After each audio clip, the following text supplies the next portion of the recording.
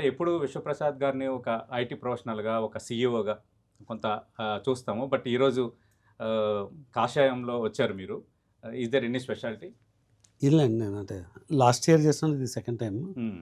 హనుమాన్ దీక్ష అని ఒక 41 డేస్ చేశా అండి. So okay. Right now I'm in that 41 day దీక్ష. అంటే ఎవ్రీ ఇయర్ చేస్తారా సార్? లాస్ట్ ఇయర్ స్టార్ట్ చేసిన. This is my second year. అంటే ఈ ప్రత్యేక కారణం ఏమైనా ఉందా హనుమాన్ దీక్ష తీసుకోవడానికి? ఏం లేదు అంటే జస్ట్ అంటే నేను అమెరికాలోనే చాలా ఇయర్స్ ఉన్నాను. సో అక్కడ ఏం చేయాలన్నా వీలవ్వదు. అవును. సో అంటే ఉండేది అక్కడ ఏదైనా ఇలా మాల గట్ట వేసుకోవాలని ఉండేది. అంటే ఇది ప్రాక్టికల్‌గా వీలవ్వదు మీకు. అంటే అవును. అక్కడ వీలు కాదు. ఇక్కడ వచ్చినాక మేబీ అంటే అంటే పరిస్థితుల ప్రకారం చేయడంలో అంటే ఇది ఇప్పుడు ఫీజిబిలిటీ వీలైంది. So right. అంటే ఇండస్ట్రీలో అడుగుపెట్టారు. ఒక ఐటీ ప్రొఫెషనల్‌గా ఉన్నారు. ఒక ఐటీ కంపెనీని లీడ్ చేస్తున్న వ్యక్తిగా. ఎందుకు ఇండస్ట్రీకి రావాలనిపించింది మీకు అసలు? అంటే నేను చాలా ఇంటర్వ్యూస్లో చెప్పినాను. ఒక 2008-9 ఆ టైంకు నేను రీజనబుల్లీ ఐ వాజ్ సెటిల్డ్ అన్న ఫీలింగ్ వచ్చినాక దెన్ అంటే నేను అమెరికాలో ఉన్నానండి 97 నుంచి. Yes sir.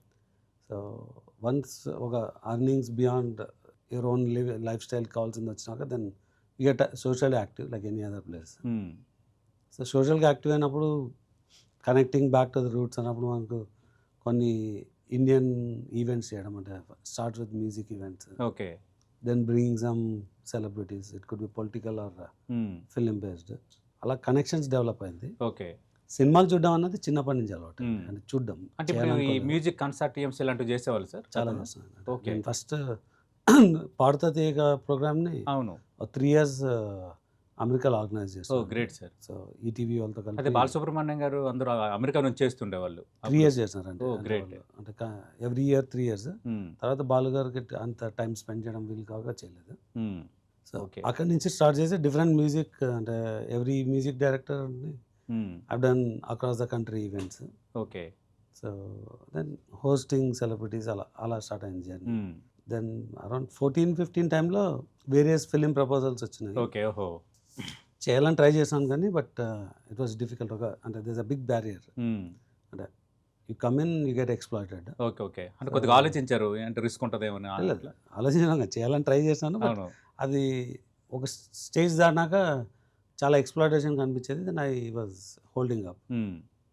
2016లో నేను అమెరికాలో I bought entire outdoor unit filming చేయడానికి. Okay.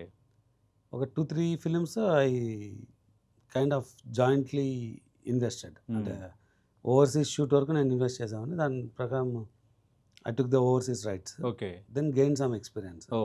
So Ninnu Kori was my first profitable venture where Nani గారిది. ఓవర్సీస్ షూట్ అంతా నేను I invested into that movie. అంటే అప్పుడు అంటే నిన్ను కోరి ఓవర్సీస్ హక్కులు కూడా మీరే దానికి ఈక్వలెంట్గా ఓవర్సీస్ రైట్స్ తీసుకున్నాను. ఇంకా ఏ సినిమాలు చేశారు సార్ ఓవర్సీస్ రైట్స్ తీసుకుని మీరు? అలా 3-4 మూవీస్ చేశానండి అప్పట్లో.